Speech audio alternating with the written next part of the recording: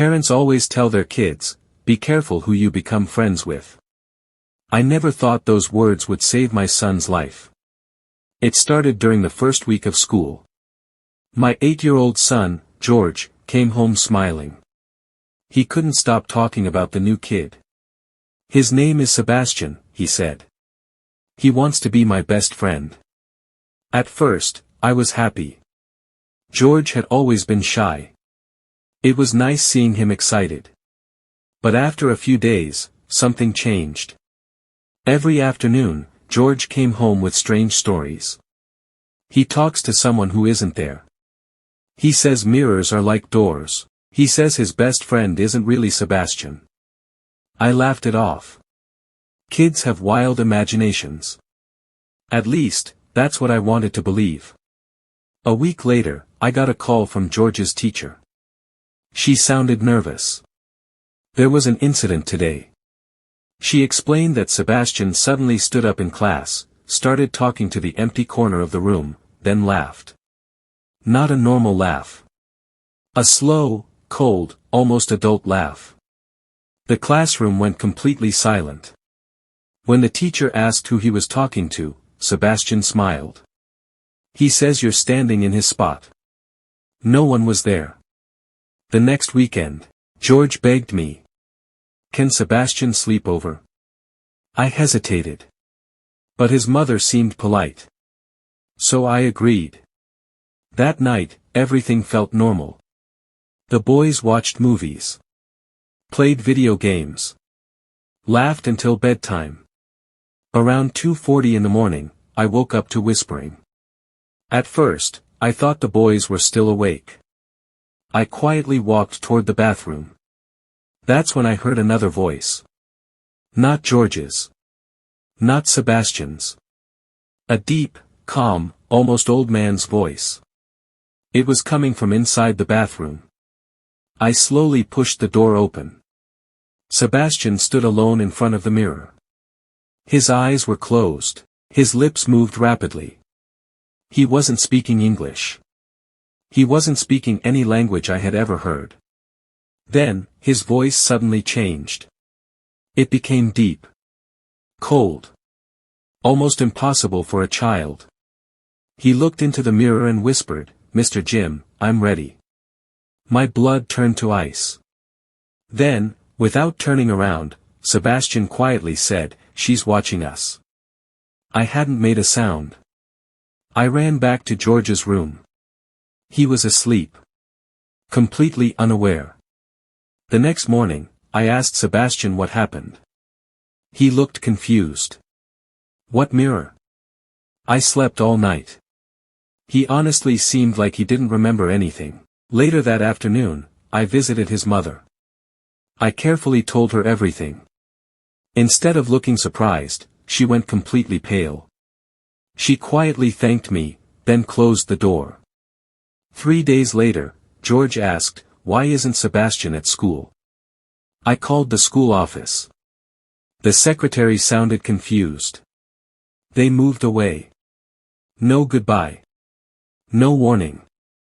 No forwarding address. Their house was empty. Neighbors said they left overnight. Furniture, cars, everything, gone. Almost like they never lived there. Years have passed since then. George barely remembers Sebastian. But sometimes, when I walk past the bathroom late at night, I catch myself looking into the mirror. Just for a second. Wondering if someone else is looking back. Some houses hide ghosts. Others hide secrets that are much worse. I grew up in a very religious home. Every Sunday meant church. Every mistake was called a sin. Every nightmare was blamed on evil. As a child, I believed everything my mother said. Until one night, she scared me more than any monster ever could. It started after my 10th birthday. My mother began acting differently. She would stand in the hallway late at night, whispering prayers to someone who wasn't there. When I asked who she was talking to, she smiled. They're listening. I didn't ask another question. Days turned into weeks. Things only got stranger. She covered every mirror in the house with old blankets. She said mirrors were doors. Doors for something that wanted to come inside. My father laughed at first. Until he woke up one night, and found her standing over his bed. Completely silent. Holding a kitchen knife. She didn't remember any of it the next morning. Then, the dreams started. Every single night I dreamed about a tall man standing outside our bedroom window. He never moved. He never spoke. He only watched. I thought it was just a nightmare. Until one morning, I found muddy footprints beneath my bedroom window. Exactly where the man had been standing in my dream. I never told anyone. I was too scared. A few days later, my mother suddenly grabbed my arm during dinner. She looked terrified. Then whispered, "Don't let him know your name." I asked, "Who?" She refused to answer. That night, I woke up to someone calling my name. Softly. Over and over. The voice sounded exactly like my mother's. But, she wasn't in her room. I followed the voice downstairs. Every light in the house was off. The only sound was the ticking of the old clock. Then I saw her, standing in front of the covered living room mirror. Speaking in a language I had never heard before. She slowly reached toward the blanket.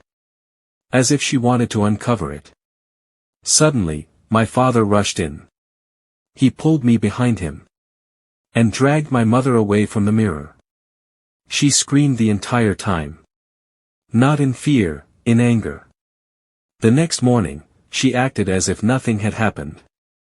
Years later, doctors finally diagnosed her with a serious mental illness. Many of the terrifying things I witnessed had a real medical explanation. But one memory still doesn't make sense: the muddy footprints outside my bedroom. No one ever found out who made them. And every now and then, when I wake up in the middle of the night, I still have the strange feeling that someone is standing just outside my window. Watching. Waiting. Without making a sound.